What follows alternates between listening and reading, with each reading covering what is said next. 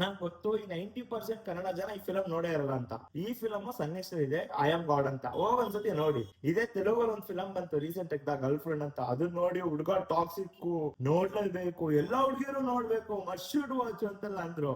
But ಈ ಫಿಲಂಗೆ ಇದಕ್ಕೆ ಏನ್ ಸಿಗ್ಬೇಕಿತ್ತು ವ್ಯಾಲ್ಯೂ ಅಷ್ಟು ಸಿಗ್ಲೇ ಇಲ್ಲ. ಯಾಕೆಂದ್ರೆ ಇದು ಹುಡುಗರ ಮೇಲೆ ನಡೆಯುವಂತ ಅಂತ ಹೇಳ್ಬೋದು. ಈ ಫಿಲಮ್ ನ ಎಲ್ಲಾ ಹುಡುಗರು ಒಂದ್ಸತಿ ಹೋಗಿ ನೋಡಿ. ಅಂಡ್ ಮೇನ್ಲಿ ಲಾಸ್ಟ್ 20 ನಿಮಿಷ ಈ ಫಿಲಮ್ ಥಿಯೇಟರ್ ಅಲ್ಲಿ ಒಳ್ಳೆ ರನ್ ಆಯ್ತು. ಉಪೇಂದ್ರ ಸರ್ ಕೂಡ ಸಖತ್ ಫೀಡ್ಬ್ಯಾಕ್ ಕೊಟ್ರು. ಸ್ಕ್ರೀನ್ ಪ್ಲೇ ಸಖತ್ತಾಗಿದೆ. ನಾನ್ ರೀಸೆಂಟ್ ಆಗಿ ನೋಡಿದೆ, 2.5 ಗಂಟೆ ಸಖತ್ ಮೂವಿ. ಅದ್ರಲ್ಲಿ ಲಾಸ್ಟ್ 20 ನಿಮಿಷ ಏನಿದೆ ಅದು 90% ಆಫ್ ದ ಹುಡುಗರ ಲೈಫ್ ಅಲ್ಲಿ ನಡೆಯುತ್ತೆ.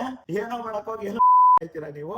ನೋಡಿ, ನಿಮ್ಗೇನಾದ್ರೂ ಸನ್ನೆಕ್ಸ್ಟ್ ಇಂದ ಲಿಂಕ್ ಬೇಕು ಅಂದ್ರೆ ಆಯ್ತಾ ಕಮೆಂಟ್ ಹಾಕಿ, ಹಂಗೆ ನಾನು ಫಾಲೋ ಮಾಡ್ಕೊಂಡಿರಿ, ಡೈರೆಕ್ಟ್ ನಮ್ ಇನ್ಬಾಕ್ಸ್ ಗೆ ಬರುತ್ತೆ. ಆಮೇಲೆ ಆ ಫಿಲಂ ನೋಡ್ಬಿಟ್ಟು ಆ ಕ್ಲೈಮ್ಯಾಕ್ಸ್ 20 ನಿಮಿಷ ನಡೆಯುತ್ತಲ್ಲ, ಅದ್ ನಿಜಾನ ಅಂತ ಅದೊಂದು ಡೈಲಾಗ್ ಹೊಡಿತಾರೆ ಒಂದು 2 ಮಿನಿಟ್ಸ್. ಅದು ಸತ್ಯನ ಅಂತ ಬಂದ್ ಕಮೆಂಟ್ ಮಾಡಿ, ಹೌದು ಗುರು ನಿಜಾನಾ ಇಲ್ಲ ಸುಳ್ಳು ಅಂತ.